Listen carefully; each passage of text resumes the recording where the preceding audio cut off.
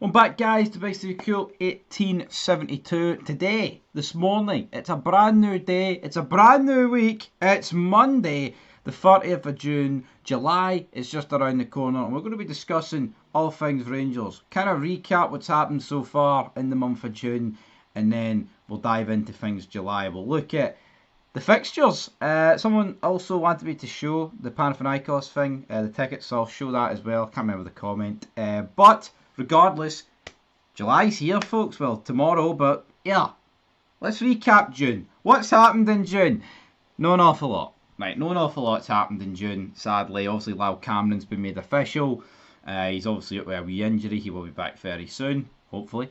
And we've obviously made the signing of Max Aaron's official. A season-long loan. In terms of the other players, Connor Cody, De Torsman, Friggin, etc., etc., etc. Owen Beck looked like a real possibility a couple of days ago. Now, maybe less so much. I mean, the rumours have kind of died down, but you know, I thought I would give the Scottish football page here on BBC Sport one more scan. I mean, I've seen this. 10 million's not going to challenge Celtic or Rangers. Obviously, has to do with Tony Bloom, the Jamestown Analytics.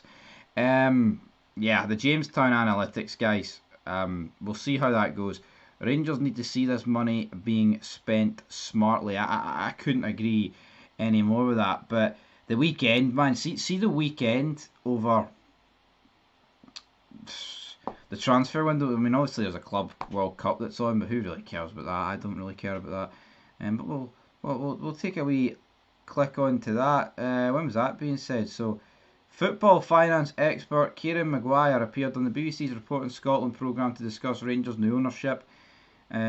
So let's see what he had to say. Not that we're going to take this guy on how far 20 million of investment will go for Rangers, because some people still don't really understand it. Let's see what the finance expert had to say. It will certainly help. Rangers have sizable debts. Its wage bill is parallel to that of Celtic.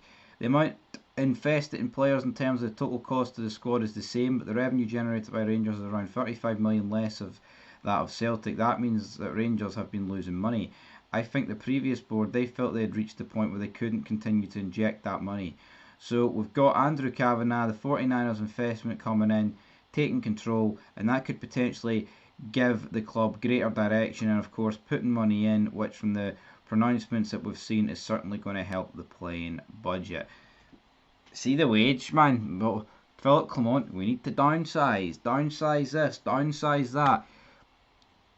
We can't be paying the wages that we're on, well, the two guys that we've got, put it that way. See, people that get paid big bucks, they need to earn the big bucks, and what that needs to be is that you bring people in, right, or youngsters, you promote from within, you bring people in, they start with small contracts, and see, once they start doing it for this club, then that's, you get a big contract there. Now, obviously not every signing can be that, right? If you want to push the envelope and sign somebody that you think is going to be a game changer, a difference maker, I understand why you'd give them more wages, right? But we need to avoid the same grave that we have been digging for ourselves over the past bunch of windows, where guys like Rabbi Matondo, Oscar Cortez, Tom Lawrence, right? Guys that, well, I mean, they're not all the same, right? Some are actually good but very injury prone. Some are actually pretty shite but injury prone. Some are actually shite, never injury prone, but they're shite, so you don't really want them. But Barami will be on big wages. We just need to sort that out, and I think once we sort that out, we'll be relatively alright. But again, it is June, almost July. Tomorrow will be July. Where are the sellings? Where are the bids coming in for players?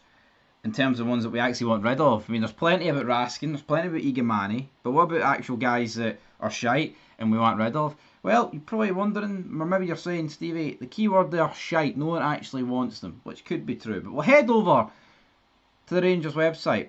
Now, they did have like a full pre-season page set up. I clicked on it. It's from last year's pre-season. Hear thoughts from the manager, Philip Clement. Hear thoughts about the Ajax game. No, but of course, Club Bruges, alright? Club Bruges.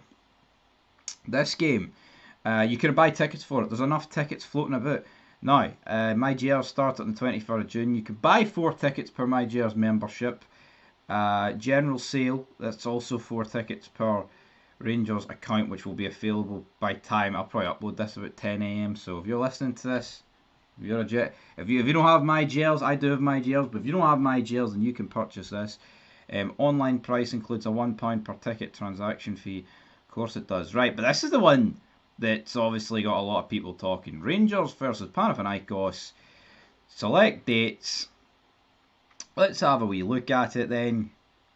So, obviously, season ticket holders, you're looking a wee bit later. Early July. As for my gels, you're looking at the 10th of July. General sale 15th of July. So, again, if you purchase it on the 10th of July, you've got a 12-day wait until it. But here, I mean, that game has to be a selling point, man, to get players in. It's like, you could get us into the next round. I mean, let's see the players that are no convinced about playing for Rangers. Well, then, you know what? Don't convince them anymore. We're Champions League qualifiers, right? 49ers, European football, rebuild.